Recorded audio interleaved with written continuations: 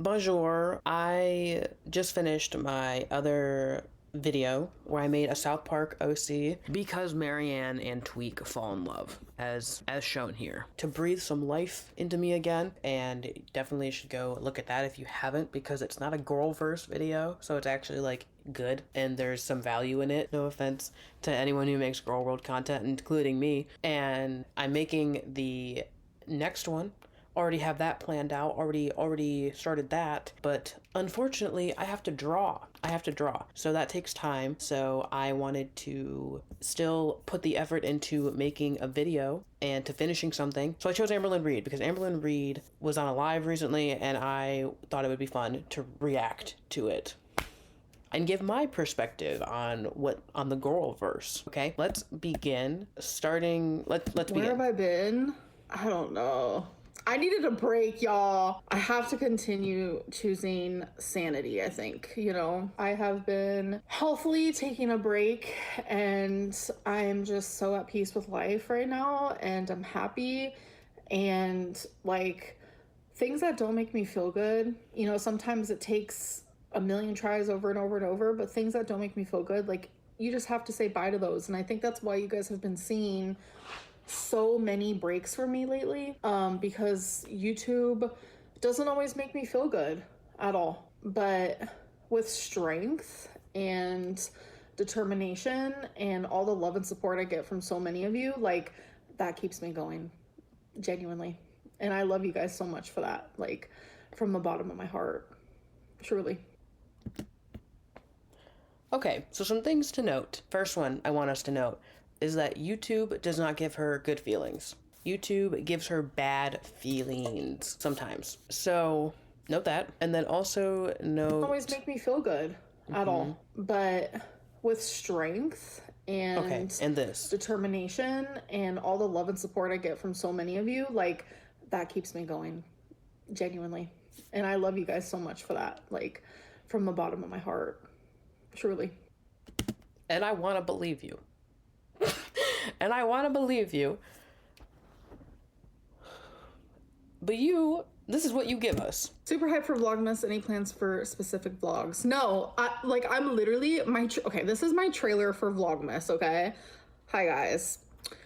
I'm over 500 pounds. I live by myself. I have 3 fur babies that I love more than I even love myself. I leave the house once a week. Besides to walk my dog multiple times a day. So, trailer is Vlogmas is actually going to be boring miss, but you know what? Let's hop along and do the damn thing. My dream.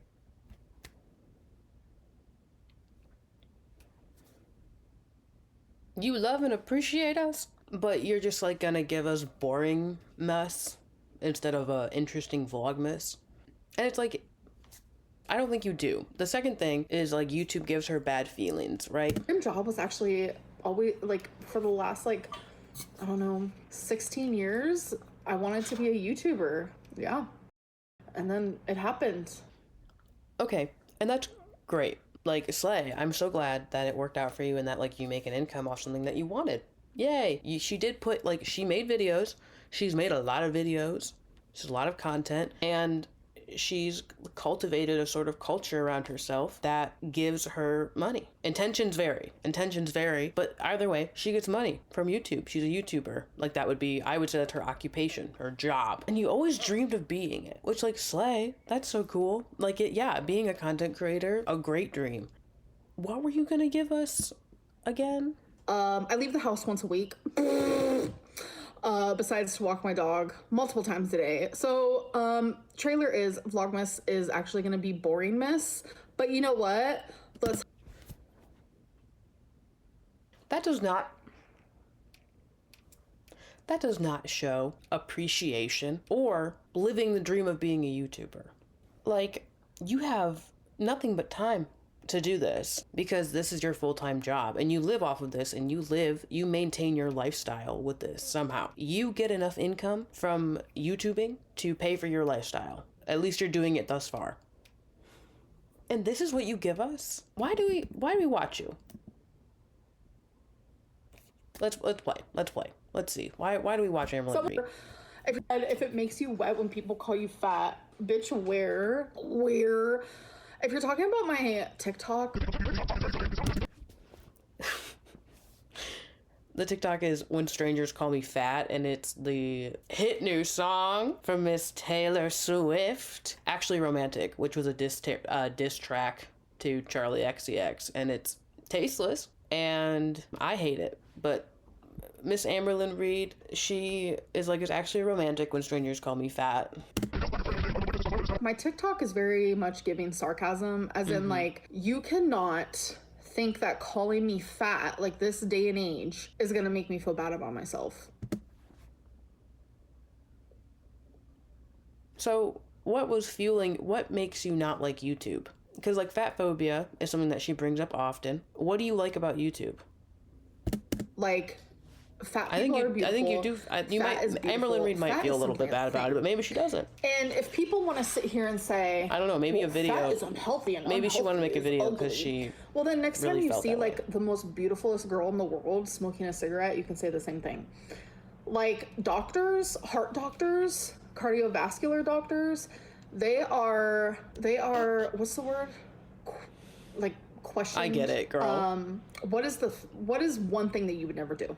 Watching her, I think, makes me dumber, unfortunately. Like smoking cigarettes and stuff. So I love it though. I'm just saying, fat doesn't mean ugly. Point blank, pure.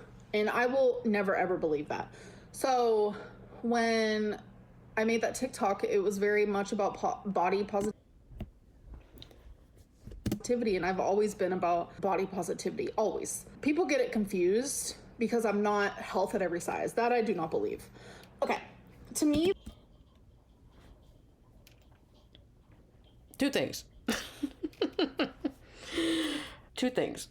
The like, fat equals beautiful. Like, fat does not equal ugly. Fat does not equal ugly. That, who cares? Pause. Who cares?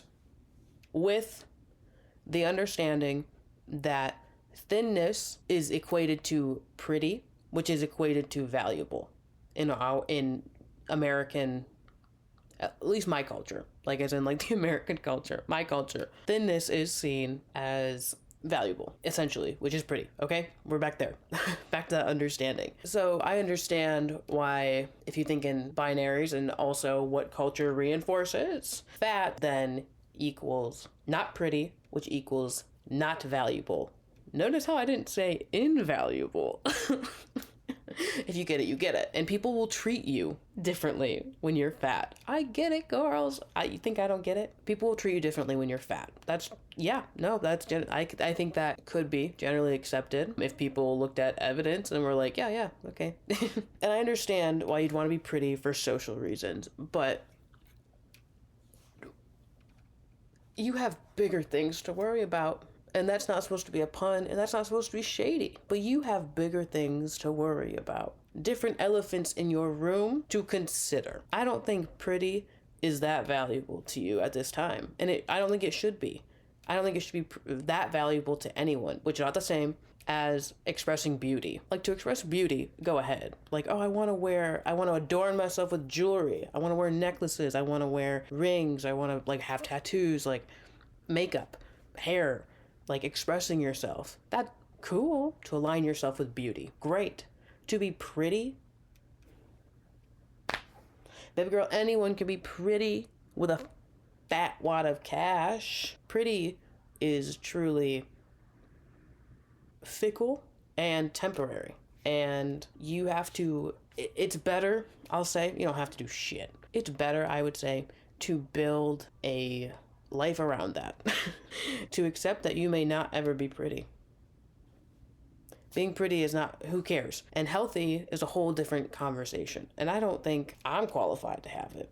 But what I can say is that there are things that you learn both feel good and are good.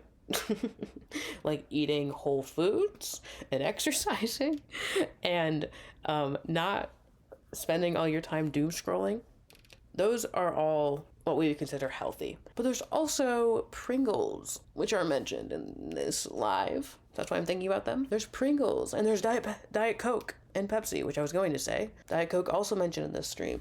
There's those things, and there's like, I don't know, trying to think of something else. Okay, a Cheez-It, that's not the worst thing, but like there's other things too. Like there's junk, which is not considered healthy in large doses. So that is to say, what the fuck do you know about health? That was one thing. The word. Rounding that thought out. Already talked about health, so we don't need to mention the health. Body positivity is already like difficult. It's complex, you know? It's nuanced. Sorry to use like TikTok's favorite pop psychology word, but I also love the word nuance, and I have been using it because I heard someone say it and I was like, that's what it is. Oh my God, that's the word for everything. Anyway, so there's nuance to body positivity as a movement. You know, there's lots of positive aspects, lots of negative aspects. I think the main thing in body positivity is like celebrating diverse body types. So diverse sizes, shapes, colors, ability, etc. Body positivity as a movement is already questionable because like it's mostly just about like finding fat women pretty or finding anyone pretty. So much of body positivity is finding bodies favorable in an aesthetic way. I would say the body positive movement is largely aesthetic focused. At the very least, if you're going to celebrate bodies of all types, what does it mean to celebrate? To just have a banner? To just like to have some merchandise in a Target with a fat chick on it instead of the hat with no fat chicks on it? You can get a hat that says I love fat chicks on it, and that's body positivity. And not that I don't think we shouldn't feel positive about all bodies. We should. What do you know about body positivity? Like celebrate your body. Goddess. Eat real food. Body. Eat real food. Okay, he's talking about the goddess body. They're about overweight, the body. but like they have curves in like all the right places. Like that's what I want. I never want to be skinny. That is not a goal for me. Never has been, ever. Not true. Not true. Not true, girl.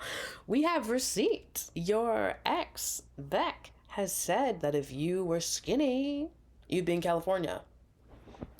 You'd be in California and you would never talk to someone your size. Oh, body positive. Not you saying you've always been body positive, because you haven't. And that's like okay, as in like acceptable. You can be like, okay, yeah, no, that's true. I have not been, but now I want to be. It's okay. It's okay. Crazy. And yes, you did want to be skinny. And that's okay. Like, it's understandable to want to be skinny. It is. It is. Some things get easy. Can you try not acting everything. like you're almost 40? Girl, I'm barely 35. I will act as young. Can you try acting like you're almost 40? Girl, I'm barely 35. I will act as young as my brain feels. That is Arrested Development. I would much rather act like this than act old. So, keeping your youth is invaluable. Keeping your youth is invaluable. Oof, I disagree. It's so valuable because the minute I start to feel old, I'm going to act old, and I just feel like that's going to affect my mental health because I'm not being true to myself. It's valuable. What?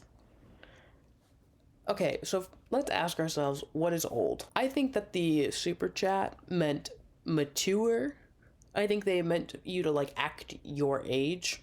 So act like someone who has developed past being a teenager, especially if like, I don't know, girl, like if you were in therapy, you would know that like you exhibit behaviors of Arrested Development, which isn't inherently bad. Like, it's understandable given like your past, but I would think you would want to develop past that. You say you do, I think. True to yourself, and if you have age regression due to trauma, fuck it. As long as you take care of your responsibilities, that's all that matters. Invaluable means valuable. Don't take her advice. Don't ever take her advice. I don't want to hear shit from you, girl. Weird to me. That feels so weird. Invaluable feels so like it means, oh, unvaluable is probably the word. I understand. Okay, sorry. I understand. Unvaluable is not a word. Oh, okay. Yeah, I grew up in foster care for more than half of my childhood, so you know how that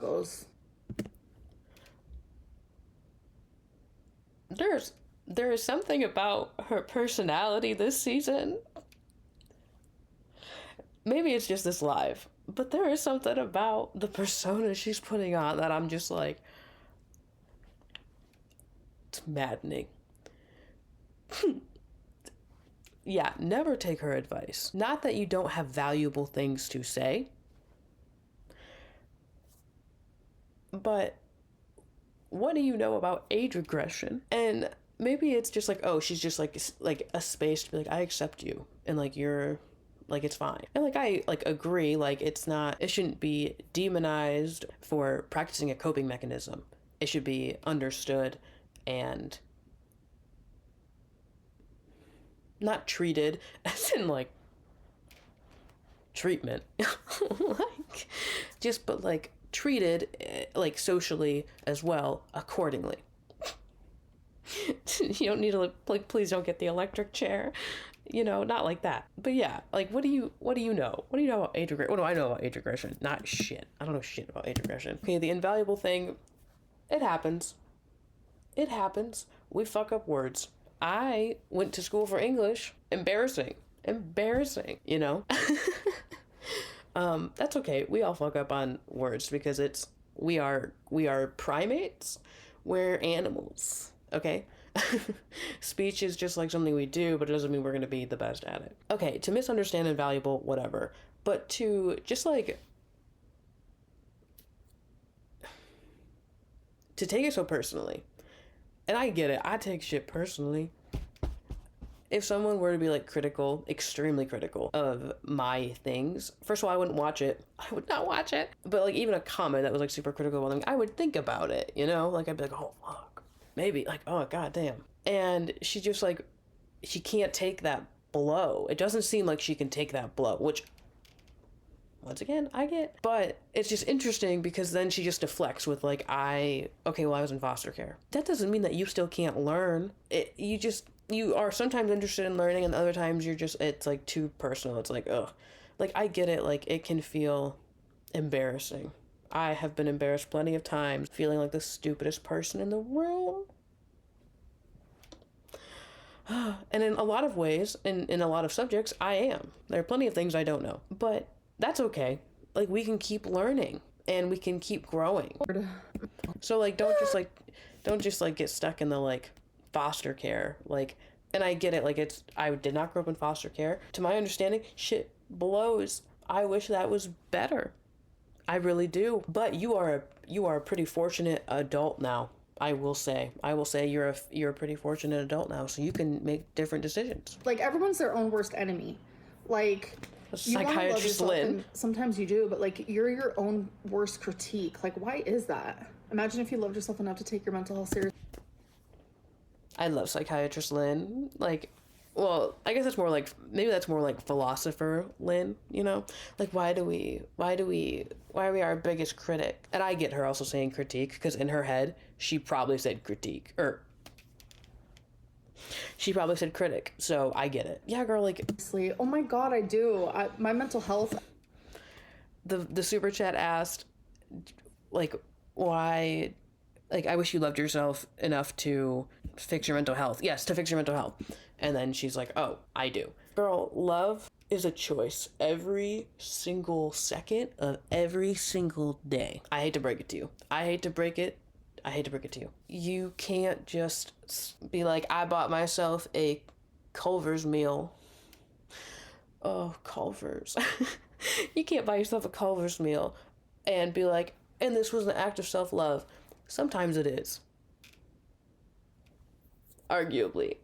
Sometimes it is. But most of the time, in amberlynn's case, I would argue that it's not.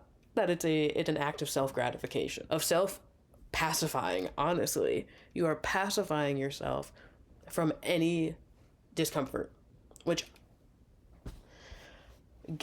recognize game, girl. I see you. I just, like... What do you know? Since I took Zoloft, I get it. Like, what do I know? Stand a million toes down that Zoloft has absolutely changed medicine. my life. This is going to be trigger warning. This is going to be TMI. This is going to be all of it. And I've talked about this before. I was suicidal. I was absolutely suicidal about 6 months ago. Every single day, I was done. And it was so fucking dark, and I had to constantly put on a face, but behind the scenes I was crying 24/7. So lonely. Like, the loneliness that I felt was like, it was unmatched. Like, I could be in a room full of 1,000 people and still be like so beyond lonely. And then, so that's why finally I was like, I don't care that I'm afraid of medicine. I do other things that like hurt my body. So why am I so afraid of something that could like genuinely save my life? Because I felt like suicidal. And once the Zoloft started working, I started feeling like the positive effects from it around, like, surprisingly, because it usually takes 5 to 6. First of all, I am very sorry that she had suicidal thoughts. And I kept that in, obviously, so I could say that. Because I am. I don't want anyone to feel that low, no matter what level of like privilege or like access to resources you have. I don't want anyone to feel that way. That's horrible. And I'm like so sorry. But at the same time, I want to, now that we're past that, apparently, because Zoloft started working, put a pin in that, let's reflect a little bit. Now you know you have access to resources because you are taking Zoloft. Great. What else? Therapy? Yes. What did you learn from that? What did you learn from that darkness? I'm so sorry. I'm so sorry that you went through that. Like going through, the valley of death. You're a dark night. I won't say the darkest night, but a dark night. Maybe that is your darkest night. I don't know. What'd you learn? You learned that taking medicine is good, that the medicine is going to fix you.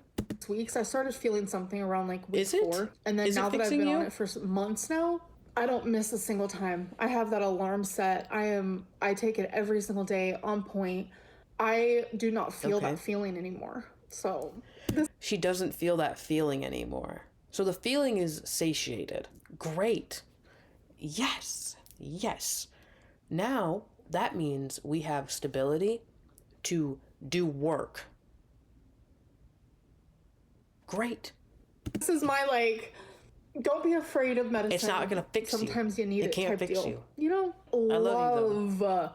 I know literally you are shady, but semaglutide, Ozempic, I have to recognize whatever the that fuck they were calling it at the time, human, like me. Whatever I was putting into my body, I loved it. Like, I didn't have food noise. I didn't think about food, because there's such a big. The medicine did that for you, and it showed you that is something that is good, and that when you don't have food noise, allegedly, you eat less, and it helps you. But you can't rely on the medicine to do that for you. I love food, but I also hate it at the same time. You do not love food. You don't love food because if you loved food, you would learn to cook, and you would eat actual food. You wouldn't eat Pringles all the time. You can eat Pringles for sure. I mean, Pringles. I would imagine it. Pause. I love food, and I know I am not the quintessential food-loving experience, right? But I love food, and that means I have opinions about food. I love food so much, I have opinions about food, and I seek out new and interesting foods, both to make and to experience. That is a more dedicated love. I feel I feel pretty comfortable being yeah, I love food. So I love food, clearly. And that's okay. I do. I love food. That shows about me. You, my dear, I may conclude or hypothesize about the situation that instead you love gratification, which me too. Who doesn't? Who fucking doesn't? When you're on semaglutide and such, it just feels freeing not to rely on it so much. It's pretty great. I want to be on it so bad. Zoloft? You have no idea. Yes, because you want that shortcut, which I understand. That shortcut is there to help you. That shortcut is there to help you get stable, and it takes more than a couple weeks to become stable. You'll notice that you change, but you go from one extreme to the other. So you need time to kind of integrate that. You're not going to be the person you want to be tomorrow. You can make choices to be them, to do what they do, but you're not going to totally split the quantum sea and and appear on in the future, like linearly speaking. My boyfriend tells me I'm not know. my feelings. I'm like, yes, my feelings are how I feel, but supposedly you can control your thoughts. LOL. It's a lot. Feelings are a lot. Emotions are a lot.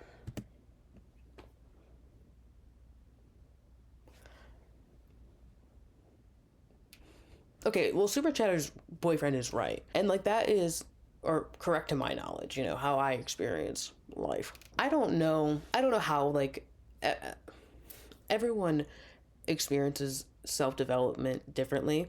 Like everyone develops differently, I should say. So that means you will come across different information at different periods of your life, and especially through your development. But I feel like a kind of foundational spot that people become aware of relatively quickly is the idea that you are not your thoughts and that you are not your feelings. You are like, you can choose to become those things in a way, as in like if you've ever been so angry, which I'm sure that we all have been because we have a rather reactive angry culture, it seems, and I say we as in the West, like my culture, whatever. So you're angry and you get so angry, and even if you don't like see red or see black or blackout or whatever, you find yourself acting in a way that surprises you, and it doesn't have to be so extreme as to causing like physical violence or something. Like it's just like saying something that you're like, oh, I should not have said that. That happens because of feelings, because the body, you, the one moving, becomes that feeling. And that can feel really heady, understandably. Like that's a developed, I think, take. Maybe it's not. Maybe it's like a beginner baby take. Maybe it's like, duh, fucking idiot. That's fine. I don't really know. It doesn't matter. I'm fine being. That's just my perspective of it at this point in time. That being said, I feel like it's something you learn pretty early, that you have some, that you hear that sort of sentiment, I should say. That is not to say that you should have a developed take on it. Like having heard it does not mean that you're familiar with it, like you've engaged with it, you think about it, whatever, you interpret it. But I would have thought that if amberlynn reid really had been doing the work for all these years, she would have come across that. Or like that seems like an important sentiment to kind of get into, and that's like fine, but it also just shows like why, like, that she doesn't seem able to engage on a very thoughtful level with most things, because it's like you can't have a conversation like that's all you have to say was like, Feelings are like hard. what about the thoughts? Like that's like interesting. I'm writing fan fiction at this point of like, oh, why don't you do this, why don't you do this? But I am wondering, from like a human to human experience and what I'm learning about myself, what I'm observing, why don't you do different things? Why don't you do different things? Why don't you take some of this feedback? I mean, I understand like people people have hate in their hearts. I get it. I get it. But some of it is like pretty good advice, and it's, you don't ever have to engage with anything, obviously. But even if you're not watching reaction channels, even if you just look at the comments, people have good insight about whatever. And sometimes they don't. Sometimes they're full of shit. I don't know. That is just to say, I hope that amberlynn reid at least gets some insight from real life people, because she will hopefully go to therapy. She'll go to therapy, and yeah, maybe she'll go outside more. Maybe she'll go to like Walmart more or something. I know that's like consuming. Ideally, you know what? I wish. Oh, it's getting to winter. It's getting to be winter. So I guess we don't. She doesn't need to go outside. We don't need our girl to be cold. That's like, I mean, a little bit of discomfort if it's tolerable, but I think Oklahoma gets, I don't know if it gets crazy. But something, she goes somewhere. I hope she does that. Or I hope that she does more things inside. Like, okay, show us the Legos. Show us the Legos. Girls just want to do Legos, do the Legos. Show us something. Talk to us. Engage with something. Develop, like, engage with something deeply. And you don't have to, obviously. No one has to. amberlynn reid does not have to. But I just feel like that would be more fulfilling, and it would, you'd have a better, there's chance of having a better relationship if you treat it with the respect that you claim that you do. I don't know. What the fuck do I know? These are just my thoughts on the recent Amberlynn Reid live. I don't know why that's so hard for me to say. On the recent live that she did. And this is not to say that I'm better than her. I'm not. I hope it's been made abundantly clear that with all the times I say me too, and I've gone through the same thing, that is me empathizing with her, and with understanding that I am only different and I just do things in a different way, and that if you're going to put yourself on the internet, you do put yourself out there to be criticized. You don't have to engage with that criticism. But I think Amberlynn Reid and the verse. Okay, anyway, the Amberlynn Reid situation and her associates. That it's interesting to observe and interesting to reflect on, because I do see myself in Amberlynn Reid. We got the same hairstyle. Like, we're both sporting the natural round faced look, you know? I get it. And with that, I wanted to still post a video. I think I already said this. I still wanted to post a video, but I have a non-girl verse video coming either Friday or Monday. I don't know. But yeah, that was my thoughts on Amberlynn Reid.